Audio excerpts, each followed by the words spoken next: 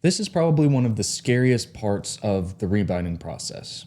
You've put all this work into cutting the leather, and now it's time to skive the edges. Now, the main thing to keep in mind with this is to take it slow.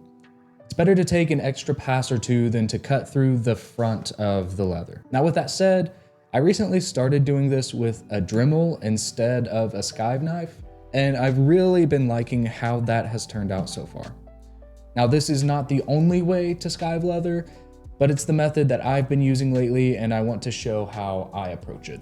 Before we get started, I'd like to note that I have marked the center line on this leather. Now, you can wait to do that after this step, but I showed that process in the previous video with the liner. We also need to make a rough cut for our corner radius, so let me grab those really quickly. Now, for this entire project, you will have two radiuses, radii. I don't know the correct term. One will be for the cover leather, which is what we're working on here, and it will be the bigger one. And the other one will be for the liner, and it will be obviously the smaller of the two. The goal for the sizes of these is to have the difference in the diameter to be about the same size as your fold over. You can put the smaller one at the edge of one and then the bigger one at the edge of the other. That should be about the radius. But that way everything stacks cleanly once the leather is actually folded. So let's use the smaller radius to just mark the inner lines right here. And then we'll use the bigger one to cut along the outside. So for this marking of the smaller one, you want to make sure that it goes on the inside corner. And this is not going to be perfect, but you want it to be fairly close right now.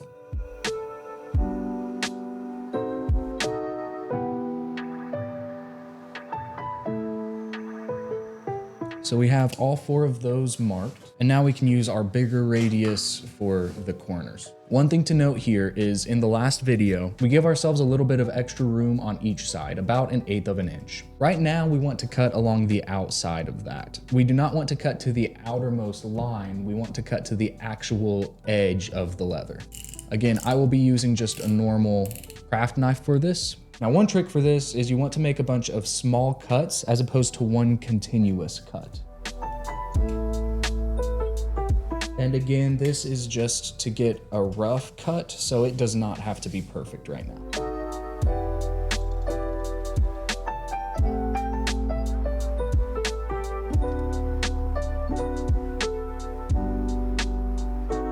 All right, so there we go. That's all four of those done. As for the actual skiving setup, I've attached a Dremel to this very heavy duty cardboard. It's just using some zip ties. It's a very simple setup. Now, regular cardboard may not hold up. This is really heavy duty. It broke the scissors when I tried to cut this end.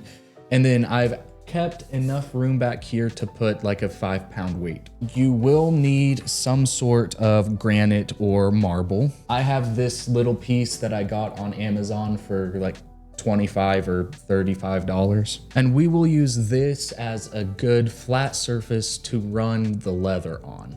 And one thing to keep in mind is that this way that I'm doing this is a very, very messy procedure. It kicks up a lot of leather dust, and so I put a cardboard box behind here to catch as much stuff as possible, and I will be using a mask to protect my lungs. So with that, I will go ahead and stack things under this marble and get it so that the gap between the Dremel head and the marble top is the same as the thickness that I want this leather to be. Now that everything is set up, I will begin by skiving the corners. And I'm going to be skiving only the corners. That way we can redraw the lines and won't have to remeasure. Now we want to make sure we go inside the inner corner radius that we just drew. One other thing to mention is that you will need to make sure you're holding the leather as tight and as flat as possible. Otherwise it may get bunched up and the Dremel will cut all the way through. I learned that the hard way. So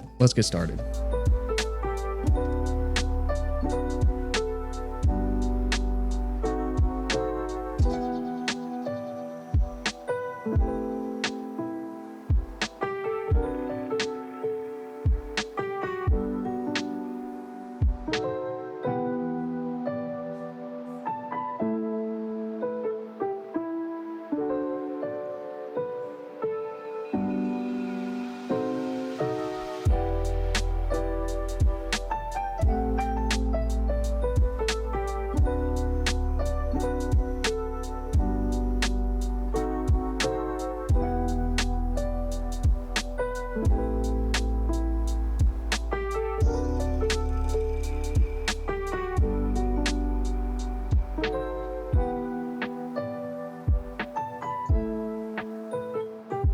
All right, so one thing that I failed to mention is that your goal for these corners especially is for it to be about the thickness of a sheet of paper. I did somewhat better on some corners over others, but I think they're all in fairly decent shape. So now we're going to want to clean these off as much as possible and then redraw the corners. So I'll just take my ruler and line up the top and bottommost areas that I can, and then just draw over both corners.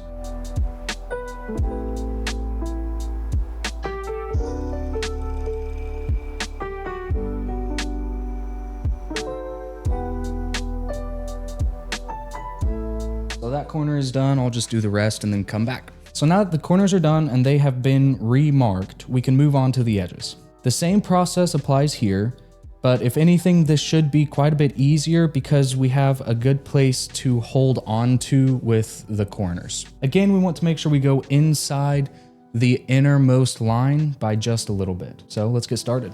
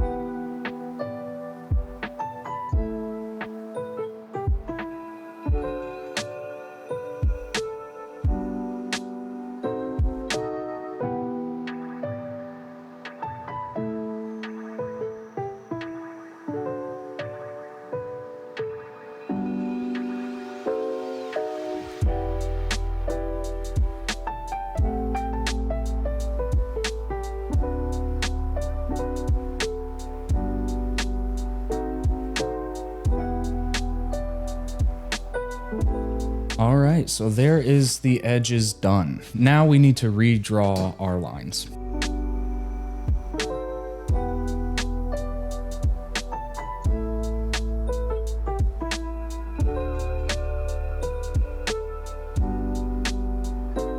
And then since I also went ahead and marked my center line, I will need to extend that as well. All right, well with that, the two most intimidating parts of the rebind are behind us.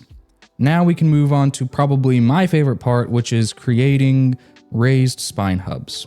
Thank you for watching, and I hope to see you in the next video.